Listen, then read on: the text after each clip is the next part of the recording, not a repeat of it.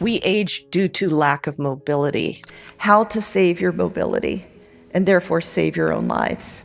Age and skill level where it is too late. Board-certified orthopedic surgeon Dr. Vonda Wright is a prominent expert on active aging and lifespan. She provides science-supported methods for leading a healthy and active life far into old age through her best-selling books, including Fitness After 40 and Younger in 8 Weeks, as well as her well-liked podcast appearances. The hidden dangers of sedentary death syndrome, the fact that lean muscle can actually save your life, and the fact that strong bones are dynamic, living organs that affect your brain, metabolism, and general health, in part because of important longevity proteins like Klotho, are all covered in this video. In addition, Dr. Wright offers helpful advice on what to eat and what to avoid, 3 essential supplements to promote bone health throughout life, and 3 effective workouts to develop muscle and strengthen bones. Let's start by learning more about the sedentary death syndrome. Sedentary death syndrome is the thought that there are 33 chronic diseases that kill us. 33 chronic diseases, everything you think about, heart disease, stroke, cancer, lung disease, that are directly positively impacted by the mobility we do every day.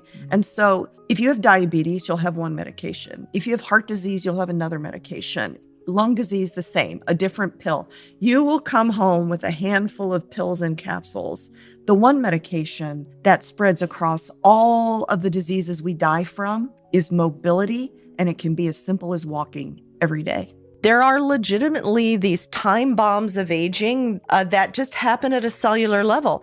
But the thing is, our lifestyle can control our mitochondria, the energy of our cells. They can control how many bad cells circulate around. They're called senescent cells or zombie cells. We can control that by the lifestyle we live. We can control inflammation in our body to a certain extent with the lifestyle we live. I have so much inspiration every day. Have you ever seen more amazing looking people? If this is not the reason to get up and go to work today, I don't know. These are all my patients. The one thing that can save your life is your lean muscle mass. My lean muscle mass, you mean just flexing my biceps, doing a few squats is going to save my life? Yes, it is. There is nothing more metabolically important. From a strength perspective, more important. From a function perspective, more important. All these things that you see here listed are the one that lean muscle mass can give you. And here's the good news. You were born with 650 muscles. Can we really maintain our lean muscle mass across our lifespan? Well, I'm going to give you the punchline. Yes, you can if you invest every day. You do not have to be a professional athlete. You can be a mere mortal athlete like me, struggling to get over the stupid obstacles, but we must invest in our mobility every day. And what this slide shows you on this side is what a 40-year-old's thigh looks like. Full of muscle, robust, very little fat, not marbled at all, right? It's a flank steak, not a Colby beef, right? In the middle is what happens to us if we sit around for 35 years. We lose our muscle architecture. We build huge rinds of fat. Fat is not just hanging off in inconvenient places. It is a noxious metabolic organ that's throwing off all kinds of chemicals that are going to kill you. But what happens, my friends, if you do like Quinn or all the other athletes that I take care of and invest every day in your mobility? You get to keep your lean muscle mass. This is the thigh of a 70-year-old triathlete. Very lean, very flank steakish, very strong, so that this person does not fall down from a standing position and break their hip, right? Maintaining lean muscle mass depends heavily on strong, healthy bones. But their role goes far beyond structure. Think bones are just rigid scaffolding. Think again. What if your bones were actually powerful messengers, influencing your brain, metabolism? To start noticing their bones in their 30s. We lay down bone, the bulk of our mineral bone, by the time we're 30. And then if we do nothing to continue to invest in it, what are we going to do? Live off that storehouse forever until we're 97, which is my target goal? So when bones release their hormones, I'll give you one example, osteocalcin. It goes to the brain and it stimulates the release of something in the brain called brain-derived neurotrophic factor, long word and acronym, which means we build neurons after stimulation from the bone. We know that people with osteoporosis, which means bad bone, weak bone, have more dementia. There's a communication pathway going, right? Bone sends out osteocalcin to muscle. It speaks back to muscle and helps it with metabolizing glucose. Bone sends out osteocalcin to our pancreas, which is where our insulin comes from. So between talking to our muscle and talking to our pancreas, that is glucose equilibrium. It helps us not be diabetic. If you're a man, osteocalcin goes to your testes and helps you make testosterone. But muscle, like bone, are not just structures. They are metabolic organs that talk to each other in a community. So when a muscle contracts, skeletal muscle, like your biceps contract, it sends out all these communication factors. One is called irisin. It talks to the bone and helps you lay down more bone. It is critical for glucose metabolism, which is our ability to process our food, right? It is critical for the brain. It goes to the brain. But that's not all. Muscle releases a protein when you contract it called Klotho, which is the longevity protein, and goes to all of our organs, keeps them functioning in a healthy, more youthful way. And we know from animal studies that mice that can't make Klotho die old, very young. Well, we did this study where we measured circulating levels of this protein Klotho in 3 groups of people. People in midlife who were active had the highest level of longevity protein. But you would think 35 trumps all. It does not. The active people over 70 produced more Klotho longevity protein than 35-year-old sedentary people. And I'm going to give you 3 tips that just may save your life. How about that? I want you to lift heavy weights. I want you to lift as heavy as your bones will let you for 3 to 6 reps. That's it. It's easy peasy. It really is. It takes all the work out. This is how you build stem cells. This is how you build mitochondria, which are the powerhouses. And this is how you're not going to fall down from a standing position and break your hip. We want to be made of healthy muscle. We want to care about what percentage of our body is fat. We need fat. Fat has a purpose in our body or we wouldn't have it. But what percentage are muscle? So what happens when we just focus on losing weight and our primary method is calorie restriction?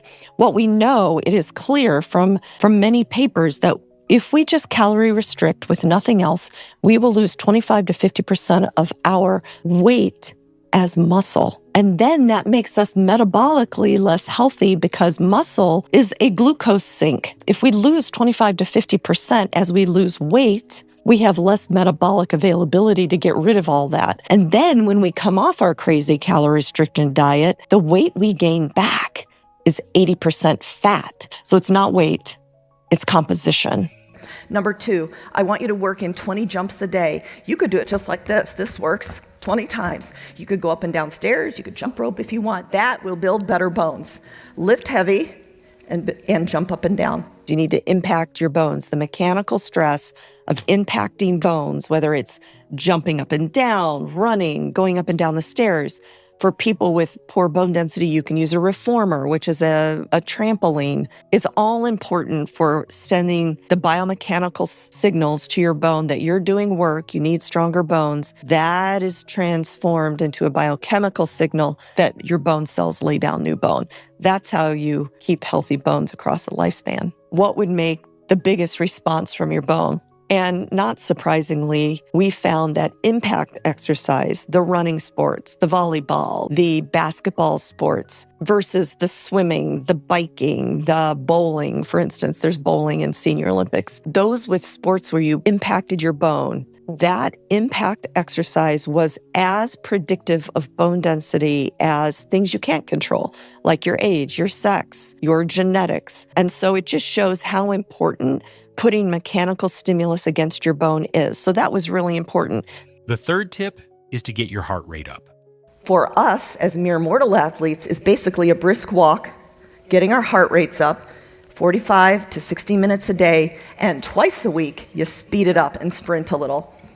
That gathers a lot of power in our muscles. So that's 3 things: lift heavy, do plyo, and base train, and sprint a little. So walking, jumping, and weight training are 3 essential forms of exercise to support mobility, and in turn promote a longer, healthier life. Now let's explore what to eat, what to avoid, and which supplements may support healthy aging. If you want to stay really, really, really healthy, we want to eliminate sugar spikes. So if you're sugar addicted like me, this is hard, but I've done it and you can do it too. We want a flat glucose curve because look at all the benefits. Every health problem that you can think of is modified by eliminating refined sugar and eating green leafy and lean protein. I wear a continuous glucose monitor because I'm just geeky like that and I like the data. This is what a flat glucose curve looks like. This comes from eating 1 gram of protein per lean body pound a day. So for me, it's about 130 grams a day. So you figure out your own math. Those are the 4 tips. Finally, let's talk about 3 supplements Dr. Vonda Wright talks about when it comes to stronger bones, vitamin D. It's a hormone that affects so many organ systems. It's important for your bones. It's important for your immune system. It's important for your brain. So it's something that everyone should supplement. They should get their level checked. We're all low. And then we should supplement up and then have it rechecked so that you can have a maintenance dose. Usually take it with potassium to help absorption. Magnesium is another key player with vitamin D. And today I've given you tools so that you understand in a very simple way how to save your mobility and therefore save your own lives. Thank you so much for having me.